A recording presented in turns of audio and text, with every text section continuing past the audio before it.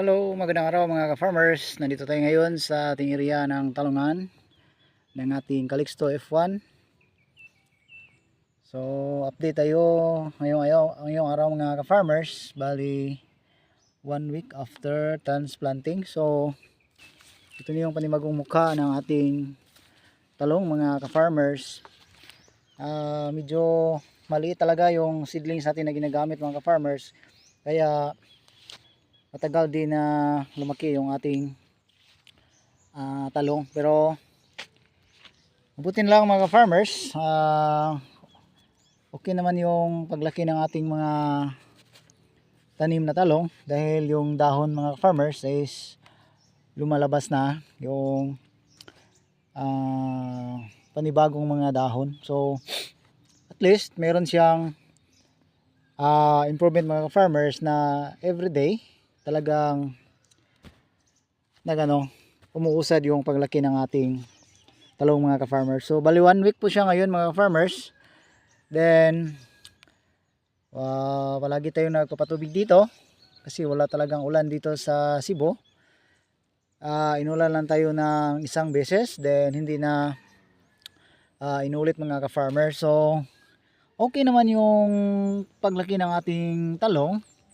Bali ang ginagawa natin dito mga ka-farmers is nagpaano tayo ng ipot ng manok mga ka-farmers na tinutunaw natin, then ini-apply natin dito sa bawat puno ng ating tanim. So ito yung ano natin mga ka-farmers, ito yung ipot ng manok. So tinutunaw natin mga ka-farmers, then nilagay natin isang tapa ng sardinas bawat puno mga ka-farmers. So sinasabi ko na sa nakaraan mga ka-farmers, medyo may kaliitan talaga yung mga seedlings na ginagamit natin kasi yung ating classman na ginagamit is second hand na. So nagagamit na siya before, hindi lang sumibol yung mga seedlings o yung mga sobra-sobra sa seed tray na patay na yung mga seedlings mga farmers. Hindi natin itinapon yung soil medium at saka recycle natin. Kaya po yung nangyari ay nabubuhay naman yung panibago nating mga seedlings, pero meron talagang pagka maliliit.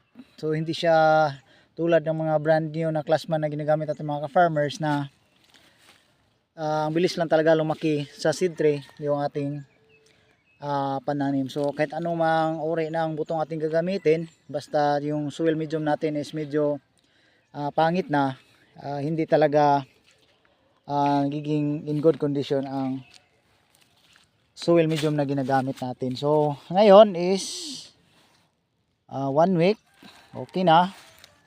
So kita nyo naman, need na natin mag-spray dito kasi meron nang dumadapo na white flies mga ka-farmers. So close natin. Maganda naman. So nasa 600 na puno lang ito mga ka-farmers. Then meron pa tayong mga kinakain ng ano dito, yung mga crickets. So need pa natin na mag-replace sa ating lipatanim.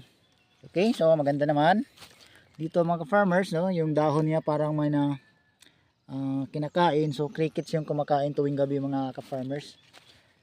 Okay, napakaganda ng ating talong kahit maliliit sila ng ating itinanim, pero maedad na ito mga ka-farmers. Habang itinatransplant natin, siguro nasa 1 month and a half yung edad ng seedlings natin na ginagamit dito mga ka-farmers. Then yun na nga, medyo maliit lang talaga, pero buti na lang ngayon ay medyo lumalaki na sila habang sila na po ay naitanim o nailipat na po sa taniman mga ka-farmers. So ito lang yung area natin. So bali isa, dalawa, tatlo, bali 4 na rows mga ka-farmers, dahil yung ibang rows ay tinataniman natin ng siling panigang kasi meron pa tayong nakareserba na mula sa kabilang banda mga farmers, meron tayong itinanim doon. So ito na yung mga sobra-sobra na mga seedlings, tinanim natin dito. Okay, so yun, katatapos lang natin nag-araro mga ka-farmers. Personal po tayo, hands-on po tayo nag-araro dito. Dahil paghandaan natin mga farmers kung lumakas man yung ulan, sakali man maligaw yung ulan natin dito mga farmers, ay meron tayong pagtataniman. So hindi ko alam kung anong itatanim natin doon mga farmers. Siguro kahit anong uri ng gulay yung itatanim natin dito, as long as at least 45 days pwede na tayong mag-harvest. So siguro nasa pipino or sitaw lang yung papipilian natin ng option na pagtatanim natin dyan mga ka-farmers. Then dito may talong tayo. Then yung tabla dito is araruhin pa natin sa susunod na mga araw mga ka-farmers, dahil yung fully loaded yung schedule natin dito, kasi may ampalaya pa tayo na pinapatayo, naghintay din ng malakas ng ulan para magbasal tayo ng commercial application. Then okay, so hanggang dito mga farmers yung ating calixto. So maliliit talaga, pero buti na lang ay nagde-develop naman yung mga dahon niya mga ka-farmers. So lumalabas na yung mga panibagong talbos, so okay lang, at least ay lumalaki naman sila, kaya pinapakain natin ng abono.